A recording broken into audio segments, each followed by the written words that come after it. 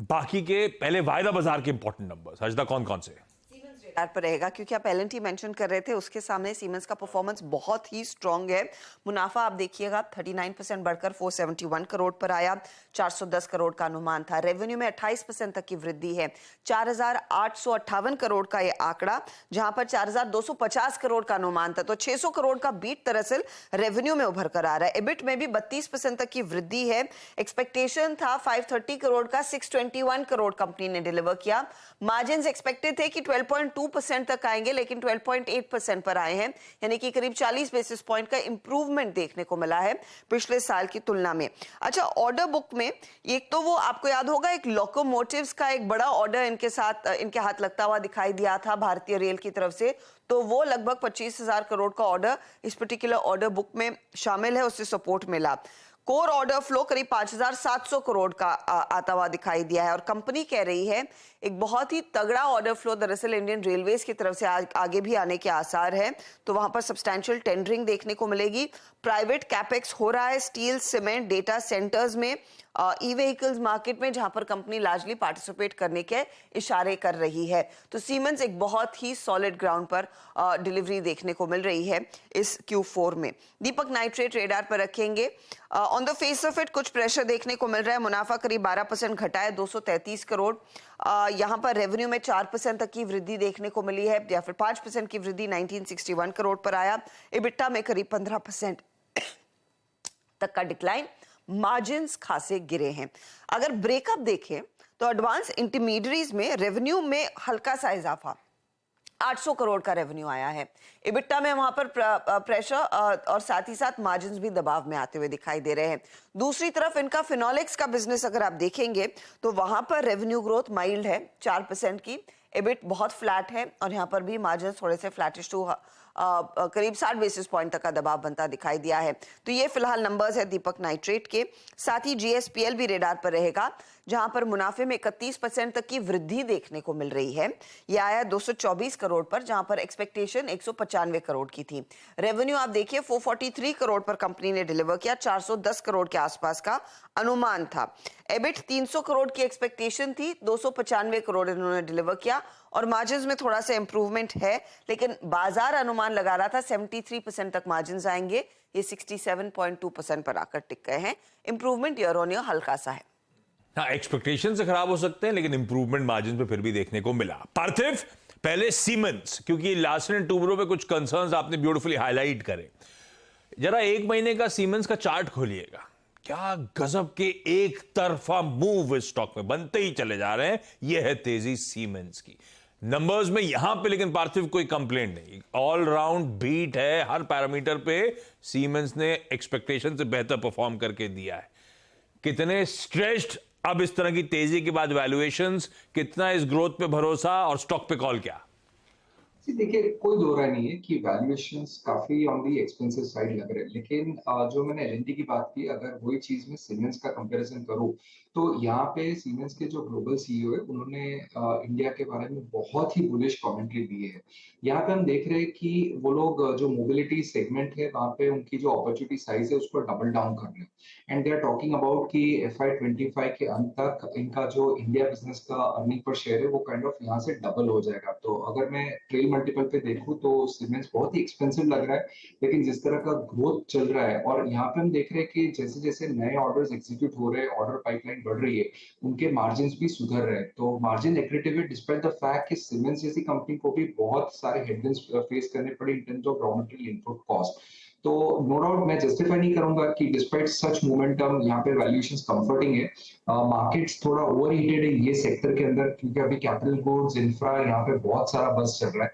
तो डेफिनेटली एक entry point better मिलता है तो ज्यादा कंफर्ट रहता है। Any correction to the tune of से 5 to 10%, तो सीमेंस जैसे स्टॉक पे आने वाले 3 साल पे I would definitely like to be bullish, क्योंकि ग्लोबल सीईओ इतने बुलिश है और यहाँ पे नई इन्वेस्टमेंट बहुत हो रहे हैं, मार्जिन अच्छे हैं, और जो गवर्नमेंट का जो कैपेक्स है specially in the railway segment, उसका बहुत बड़ा प्रॉक्सी बन रहा है सीमेंस।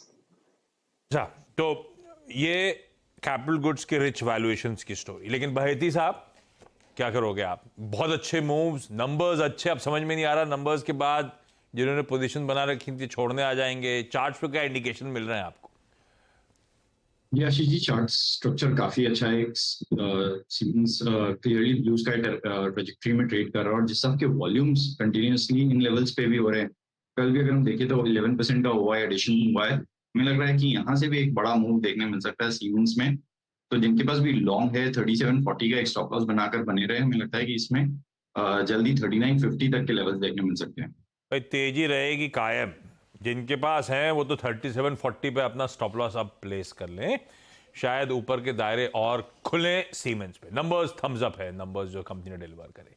अच्छा, बाकी के रिजल्ट्स पहले समझ लेते हैं। हर्षदा, वो गुड बैड अगली डेटा साहब आजकल पीछे आप गुड बैड अगली चेंज नहीं करते, अर्निंग सीजन नहीं रखते हो, क्या हो गया? हो जाएगा अभी नहीं है, ये आ गया गुड बैड अगली। हर्षदा, कैसे नंबर? तो गुड के साथ शुरुआत करते हैं, जहां पर जेंसार का परफॉर्मेंस अच्छा है। मुनाफा 55% बढ़ता हुआ 119 करोड़ पर आया। रेवेन्यू में फ्लैटिश माहौल है, 1.3% तक की ग्रोथ, 1212 करोड़ के आसपास ये रेवेन्यू है। इबिट लेवल आप देखेंगे 65% बढ़कर 140 करोड़ पर आया है और मार्जिन 11.6% पर है। तो ये तिमाही दरअसल जेंसार के लिए अच्छी साबित हुई है। इंटेलेक्ट डिजाइन दूसरी तरफ मुनाफे पर थोड़ा सा प्रेशर, 90.7 करोड़ के आसपास का मुनाफा, 5% की गिरावट। रेवेन्यू हालांकि इस बीच 20% बढ़ता हुआ जरूर दिखाई दिया है। 13% का इजाफा एबिट में देखने को मिला और मार्जिन भी 22% पर है।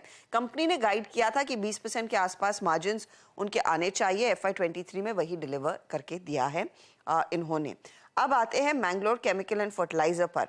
फर्टिलाइजर कंपनियों में हाल फिलहाल काफी इंटरेस्ट देखने को मिला है। नंबर्स में 62% का इजाफा, 1164 करोड़ पर रेवेन्यू।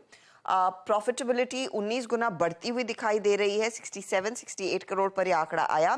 एबिट आप देखिएगा 24 करोड़ से बढ़कर 128 करोड़, तो 5 गुना का इजाफा, और मार्जिन तो 3.5% होते थे 11% पर आ गए। तो एक बहुत ही बम्पर परफॉर्मेंस कंपनी की तरफ से आया है। ऐसा ही बम्पर प्रदर्शन गुड कैटेगरी में आप BSE के स्टॉक को भी डालेंगे। नेट प्रॉफिट 43% बढ़ा, 122 करोड़ का आंकड़ा, 11% का इजाफा रेवेन्यू में कंपनी ने दिया है।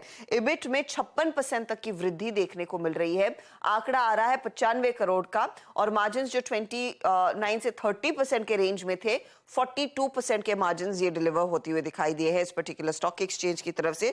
तो अच्छा परफॉर्मेंस, और अच्छे परफॉर्मेंस में एक और तिमाही नंबर जिलेट का आया है जो शानदार है।